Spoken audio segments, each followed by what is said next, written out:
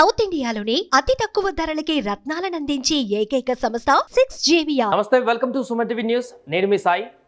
ఆంధ్రప్రదేశ్లో Janasena star campaigner list నిన్న విడుదల చేసినటువంటి విషయం మనం చూసాం. దాంట్లో 7 పేర్లతో స్టార్ క్యాంపెయినర్గా అభ్యర్థులను ప్రకటించారు కొంతమందిని పవన్ కళ్యాణ్.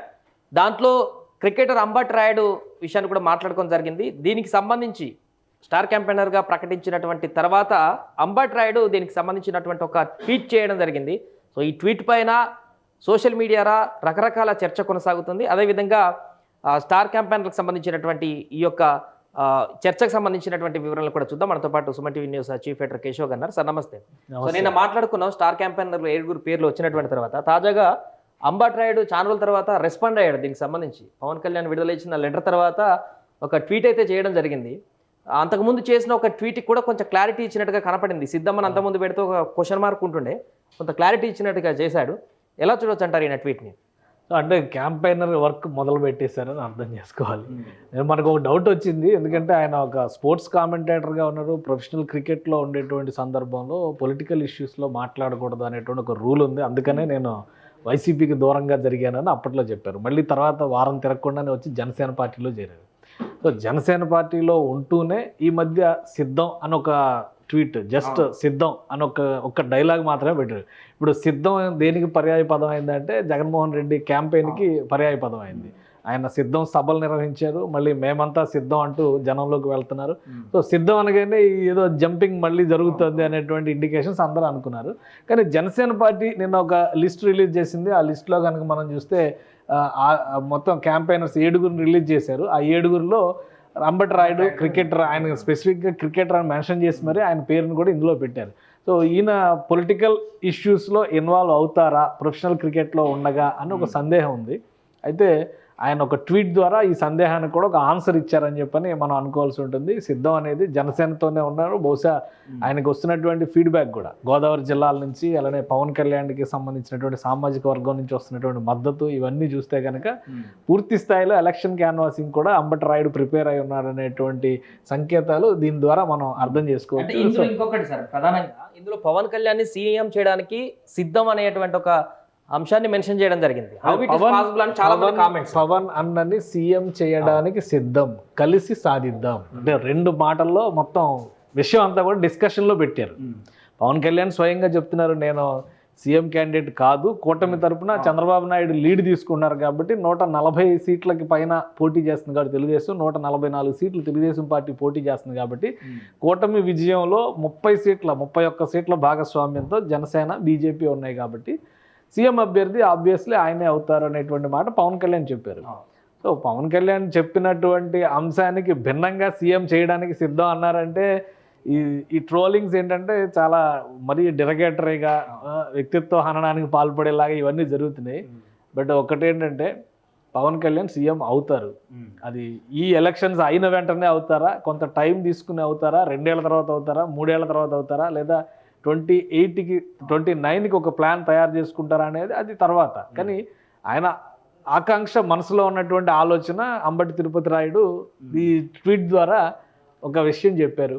సో అది ఎంతవరకు రియాలిటీలోకి వస్తుంది అనేది చూడాలి. సో ఈ యొక్క ట్వీట్ తర్వాత అంటే నేరుగా ఇక నేను ప్రచారంలోకి అడుగు పెడుతున్నాను, నేను కూడా ఒక క్యాంపెయిన్ చేయడానికి సిద్ధమే అని చెప్పేసి ఒక ఇండికేషన్ ఇచ్చినట్టేనా? ఎందుకంటే ప్రస్తుతానికి కామెంటేటర్గా కొనసాగుతున్నారు ఐపీఎల్ స్టిల్. ఈ రోజు కూడా నిన్న అక్కడ మ్యాచ్లలో మాట్లాడుతున్న సందర్భాన్ని చూసాం. సో అంటే అక్కడ మొత్తం కంప్లీట్గా వదులుకొని వస్తారా, లేదా 2 మేనేజ్ చేస్తారు? ఒకటి ఇక్కడ ఏంటంటే క్యాంపెయినర్గా చేసేటువంటి క్రమంలో ఆయన సభలకు నేరుగా వెళ్లాల్సినటువంటి అవసరం ఉండకపోవచ్చు. ఆయన ఇప్పుడు జస్ట్ ఒక సోషల్ మీడియాలో ఒక పాయింట్ రైజ్ చేసిన దానికి ఇంత డిస్కషన్ జరుగుతుంది. సీఎం అవుతారా అంటే ఖచ్చితంగా అవ్వచ్చు. ఇంకోటి ఏంటంటే గతంలో మనం చూసాం, జార్ఖండ్, బీహార్ రాజకీయాల్లో మధు కూడా సీఎం అయినటువంటి విధానం. ఒకే ఒక్క క్యాండిడేట్ ఇండిపెండెంట్గా గెలిచి అక్కడ వచ్చినటువంటి సంకీర్ణ ప్రభుత్వ భాగస్వామ్యంలో వచ్చినటువంటి ఈక్వేషన్స్లో ఆయన ఎమ్మెల్యేగా ఎన్నుకోవాల్సినటువంటి అనివార్యత అక్కడ రాజకీయాల్లో జరిగింది. ఆంధ్రప్రదేశ్లో అదే జరుగుతుందా? అన్ని పార్టీలు ఉన్నాయా? ఎందుకంటే అక్కడ 4-5 పార్టీలు ఉన్నాయి. Bharatiya Janata party, Congress party, RJD, Rashtriya Janata Dal, Lalu Prasad Yadav party, ఇట్లా అన్ని పార్టీల సమాహారం మధ్యలో ఒక అవకాశం దక్కింది. ఆంధ్రప్రదేశ్లో క్లియర్గా 2 కూటముల మధ్య సమరంగా మారుతున్నటువంటి పరిస్థితి ఉంది కాబట్టి పవన్ కళ్యాణ్ ఒక్క సీటు గెలిచినా సీఎం అవడానికి ఆప్షన్ ఉందని మనం ఇప్పుడు చెప్పలేకపోవచ్చు. మేబీ భవిష్యత్తులో ఏమైనా జరగచ్చు. కాబట్టి సీఎం చేయడం కోసం ఆయన రెడీగా ఉన్నారంటే ఆయన క్యాంపెయిన్ కూడా రెడీగా ఉన్నట్టే లెక్క. ప్రజాక్షేత్రంలోకి వెళ్ళొచ్చు, ప్రకటనల ద్వారా చేయొచ్చు, ఆయన ఇచ్చేటువంటి వీడియో మెసేజెస్ ద్వారా చేయొచ్చు, ఇలా ఒక ట్వీట్ చేయడం ద్వారా సందర్భాన్ని బట్టి మొత్తం మీద చూస్తే ఎంత 40 రోజుల క్యాంపెయిన్ అంటే 35 రోజులు 33 రోజులు మాత్రమే మిగిలి ఉంది. ఇప్పుడు రేపు 18వ తేదీన ఎన్నికల నోటిఫికేషన్ వచ్చిన తర్వాత అసలు ప్రక్రియ మొదలైంది. ఓవరాల్గా ఒక 3-4 సభలకి ఆయన ప్రణాళిక చేసుకుని క్యాన్వాస్ చేసిన పవన్ కళ్యాణ్ సొంత నియోజకవర్గం పిఠాపురంలో పర్యటించిన 21 నియోజకవర్గాల్లో సెలెక్టెడ్గా గోదావరి జిల్లాల్లో పోటీ చేసినటువంటి నియోజకవర్గాలపైన ఆయన ఫోకస్ పెట్టిన ఎలా చూసినా కానీ క్యాంపెయిన్లోకి ఇన్వాల్వ్ అవ్వడానికి అవకాశం ఉంది. అయితే గతంలో ఆయుడు చెప్పినటువంటి పాయింట్ ఏంటంటే ప్రొఫెషనల్ క్రికెట్లో ఉన్నప్పుడు పొలిటికల్ ఇష్యూస్లో మేము ఇన్వాల్వ్ కాకూడదు అనేటువంటి కండిషన్ ద్వారానే పార్టీకి దూరం జరిగారు అన్నారు. సో ఇప్పుడు ఆ కండిషన్స్ ఇప్పుడు అప్లై అవుతాయా లేదా? ఆయన ఆల్రెడీ పొలిటికల్ క్రికెట్ కామెంటేటర్గా ఉన్నారు, ఇప్పుడు ఐపీఎల్ మ్యాచ్లు జరుగుతున్నాయి, సో వాటి బిజీలో ఉన్నారు. అందులో ఉంటూ దీనికి టైం కేటాయిస్తారా లేదా అనేది కొంత డౌట్ఫుల్గా ఉన్నది. మేబీ ఒక షెడ్యూల్ అనౌన్స్ చేసేటువంటి అవకాశం ఉండొచ్చు. ఒకవేళ ఐపీఎల్ మ్యాచ్లకి వీటికి సంబంధం లేక డిస్టర్బెన్స్ లేకుండా ఉండాలంటే ఇలా తన సందర్భాన్ని బట్టి ఒక మెసేజ్ రిలీజ్ చేసినా కానీ ఆయన ఒక స్టార్ క్యాంపెయినర్గా ఆయనకు సంబంధించినటువంటి ఎజెండా, ఆయన చెప్పాలనుకున్నటువంటి అంశం ప్రజల్లోకి వెళ్ళడానికి కూడా అవకాశం ఉంది. లాస్ట్ టైం ఆయన చెప్పినప్పుడు వైసీపీ పార్టీ నుంచి వైదొలగడానికి నేను ఒక ప్లేయర్గా ఉన్నానని చెప్పినప్పుడు అమెరికాలో సంబంధించిన లీగ్లో ఆయన ప్లేయర్గా ఉన్నాడు. సో ఇప్పుడు ప్లేయర్గా లేడు, ఐపీఎల్లో జస్ట్ వ్యాఖ్యాతగా ఉన్నాడు, స్టాండ్ బైగా బయట ఉన్నాడు, ప్రొఫెషనల్ గా ఉన్నాడు. కాబట్టి పెద్దగా పొలిటికల్ కి ఐపీఎల్ రూల్స్ కి పెద్దగా ఇంపాక్ట్ అయ్యేటువంటి అవకాశం ఉండకపోవచ్చు. ఎందుకంటే గతంలో చాలా మంది చేశారు. గౌతమ్ గంభీర్ అక్కడ చేస్తుంటే ఆయన ఇక్కడ పొలిటికల్ ఇష్యూస్ లో ఇన్వాల్వ్ అయ్యాడు, ఎంపీ అయ్యాడు, తర్వాత పార్టీతో అసోసియేట్. ఈ మధ్య మళ్ళీ నాకు ఈ political career cricket career balance కావట్లేదని చెప్పి దాని దూరంగా జరగాలని ఒక డెసిషన్ తీసుకున్నాను. కాబట్టి ఐపీఎల్లో కానీ ఇంటర్నల్గా ఒక ఎక్స్పర్ట్ ఒపీనియన్గా చెప్పేటువంటి క్రమంలో పెద్దగా ఇబ్బంది ఉండకపోవచ్చు. అందుకనే ఆయన కూడా అంత ఓపెన్గా ట్వీట్స్ చేస్తున్నారు. ఆయన షెడ్యూల్ వెసులుబాటు ఐపీఎల్ కంప్లీట్ అయ్యేటువంటి ఇది లేదా ఐపీఎల్ బ్రేక్స్ని దృష్టిలో పెట్టుకొని 2-3 రోజులు క్యాంపెయిన్కి ప్లాన్ చేసుకోవడానికి కూడా అవకాశాలు అయితే కనిపిస్తున్నాయి. ఒకటి ఫైనల్గా అంబట్ రాయుడు చేసినటువంటి ఈ ట్వీట్లో ప్రధానంగా నేను సపోర్ట్ చేస్తున్నాను, కలిసి సాధిద్దామంటే ఏమి ఇష్యూ కాకపోవచ్చు ఇప్పుడు. బట్ ఇక్కడ సీఎం అనే పదం పవన్ కళ్యాణ్ వాడడంతోనే ఇప్పుడు వైసీపీ వాళ్ళకి ట్రోల్ చేయడానికి ఒక ఆయుధం లాగా దొరికినట్టు కనపడుతుంది. దీన్ని ఎట్లా వీళ్ళు డిఫీట్ చేస్తారు? అంటే ఈ ట్రోలర్స్ గురించి మనం పెద్ద డిస్కస్ చేయాల్సిన అవసరం లేదు. ఎందుకంటే ఇప్పుడు ఒక మనిషి తనదైన, ఇప్పుడు నా అభిప్రాయం నేను చెప్తాను, మీ అభిప్రాయం మీరు చెప్తారు.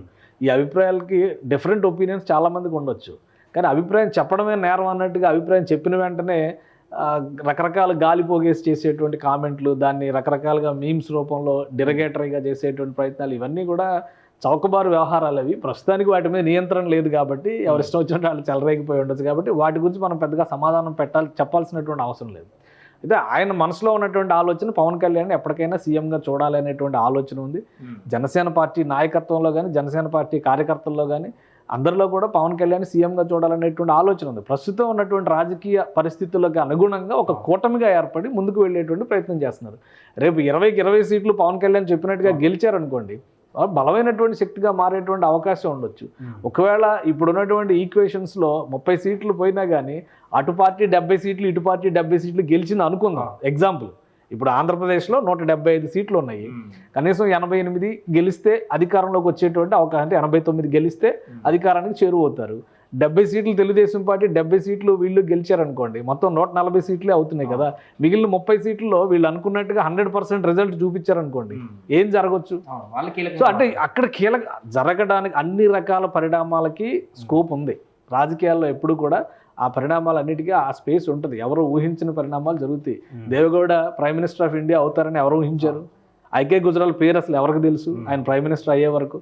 తర్వాత అసలు పివి నరసింహారావుని 228 సీట్లు వచ్చినటువంటి కాంగ్రెస్ పార్టీ ఆయన్ని ప్రధానిగా తీసుకొస్తుందని ఎవరు ఊహించారు? బెస్ట్ ఎగ్జాంపుల్ బీహార్లో జరిగినటువంటి పరిణామాలు, జార్ఖండ్లో జరిగినటువంటి పరిణామాలు. మధు కూడా ఒకే ఒక స్వతంత్ర ఎమ్మెల్యేగా గెలిచిన వ్యక్తి, ఆయన్ని సీఎం క్యాండిడేట్గా పెట్టి కాంప్రమైజింగ్ ఫార్ములా అన్ని పార్టీలు మద్దతు ఇచ్చేటువంటి ఒక క్యాబినెట్ ఏర్పడుతుందని ఎవరైనా ఊహించారా? కాబట్టి రాజకీయాల్లో ఏదైనా జరగవచ్చు. ప్రజాస్వామ్యంలో ఏ పరిణామమైన ప్రజల తీర్పు ఎలా ఉంటుంది అనేటువంటి దాని మీద ఆధారపడి ఉంటుంది. అది ఒక స్టేజ్. రెండోది, పవన్ కళ్యాణ్ సీఎం అవడానికి పవన్ కళ్యాణ్ సీఎం అవ్వకూడదా? ఆయనకి ఏమైనా అనర్హతలు ఉన్నాయా? డిస్క్వాలిఫికేషన్స్ ఏమైనా ఉన్నాయా? రాజకీయంగా చూస్తే అన్ని అర్హతలు ఉన్నాయి. ఆ మాటకు వస్తే ఈ దేశంలో ఉన్నటువంటి ఏ పౌరుడైనా కానీ, ఈ రాష్ట్రంలో ఉన్నటువంటి ఏ పౌరుడైనా కానీ ముఖ్యమంత్రి కావాలనే సంకల్పంతో పనిచేస్తే కనుక చేయొచ్చు. అతనికి అదృష్టం కలిసి వస్తుందా లేదా అనేది. 100 మంది ప్రయత్నించవచ్చు, ఒకరికి అవకాశం దక్కుతుంది. కాబట్టి పవన్ కళ్యాణ్ని ఇన్ని లక్షల మంది ఆరాధిస్తున్నప్పుడు ఆయనని ముఖ్యమంత్రి పదవిలో అత్యున్నతమైనటువంటి స్థానంలో చూడాలనేటువంటి కోరిక ఆయన అభిమానులకు ఉండడం సహజం, ఆయన పార్టీ కార్యకర్తలకు ఉండడం సహజం. రాజకీయ పరిణామాలను బట్టి పరిస్థితులు మారుతాయి. డిఎండికే పార్టీని స్థాపించినప్పుడు విజయకాంత్ తమిళనాడులో మొత్తం మీద గెలిచినటువంటి సీట్లు 3, 4, తర్వాత పొత్తు పెట్టుకొని 25 సీట్లు గెలిచాడు ఆయన. తర్వాత ఆయన ఒక డిసైడింగ్ ఫ్యాక్టర్ అయ్యాడు. అనూహ్యంగా ఆయన ఆరోగ్యం దెబ్బతిని రాజకీయంగా ఆయన మరలిపోయినటువంటి పరిస్థితి ఉంది. కానీ కమల్ హాసన్ కంటే, రజనీకాంత్ కంటే ఫార్ బెటర్ పొలిటీషియన్గా ఆయన ఎస్టాబ్లిష్ అయ్యాడు. సో అలాంటి పరిణామాలు ఏవైనా కానీ ఆంధ్రప్రదేశ్ రాజకీయాల్లో జరగడానికి కూడా ఆస్కారం ఉండొచ్చు. ఇద్దరే అని ఎందుకు అనుకోవాలి? చంద్రబాబు నాయుడు, జగన్మోహన్ రెడ్డి వీళ్ళు ఇద్దరే అని ఎందుకు అనుకోవాలి? మూడో ప్రత్యామ్నాయంగా పవన్ కళ్యాణ్ ఎప్పటికీ ప్రత్యామ్నాయంగా ఉంటాడు ఖచ్చితంగా. ఆయన ఇప్పుడు కూటమిలో ఉన్నంత మాత్రాన అన్ని రకాల దారులు మూసుకుపోయినట్టు కాదు. 2018లో మనం చూసాం, తెలుగుదేశంతోనే మళ్ళీ రకరకాల రాజకీయ పరిణామాలు జరగడం, తెలుగుదేశంతోనే ఆయన పోరాడేటువంటి ప్రయత్నం చేయడం. అందుకే కదా 2019లో విడిగా పోటీ చేయాల్సిన పరిస్థితి వచ్చింది. సో ఏదైనా జరగవచ్చు. సీఎం అవడానికి అన్ని అర్హతలు ఉన్నాయని పవన్ కళ్యాణ్ అభిమానులు నమ్ముతున్నారు, ఆయన కార్యకర్తలు నమ్ముతున్నారు, ఆయన పార్టీ నాయకులు నమ్ముతున్నారు. కాబట్టి ఎప్పటికైనా ఆయన సీఎంగా చూడాలనేటువంటి కోరిక నిలబడి ఉంటుంది. ఆయన సీరియస్ పొలిటీషియన్గా ఎస్టాబ్లిష్ అయ్యి ప్రజాభిమానాన్ని కనుక పొందితే అతి త్వరలో అది సాకారమైనా కానీ ఆశ్చర్యపోవాల్సినటువంటి అవసరం లేదు. రైట్. సో మొత్తానికి అదే అంబటి రాయుడు చేసినటువంటి ట్వీట్ అయితే ఇప్పుడు వైరల్గా మారుతుంది. అంటే ప్రచారంలో క్యాంపెయినర్గా, స్టార్ క్యాంపెయినర్గా జనసేన అఫీషియల్గా లెటర్ విడుదల చేసినటువంటి తర్వాత అంబటి రాయుడు స్పందించాడు. కాబట్టి ఈ యొక్క స్పందన పైన రకరకాలుగా వైరల్ అవుతున్నటువంటి పరిస్థితి. కానీ జనసేనలో అయితే ఒక జోష్ అయితే, అంబటి రాయుడు కూడా నేరుగా పాల్గొంటున్నాడు క్యాంపెయిన్లో అనేటువంటి ఒక జోష్ అయితే కార్యకర్తల్లో కనిపిస్తున్నటువంటి పరిస్థితి. సుమన్ టీవీలో మీ పర్సనల్ అండ్ బిజినెస్ ప్రమోషన్స్ కోసం కింది నెంబర్కి కాంటాక్ట్ చేయండి.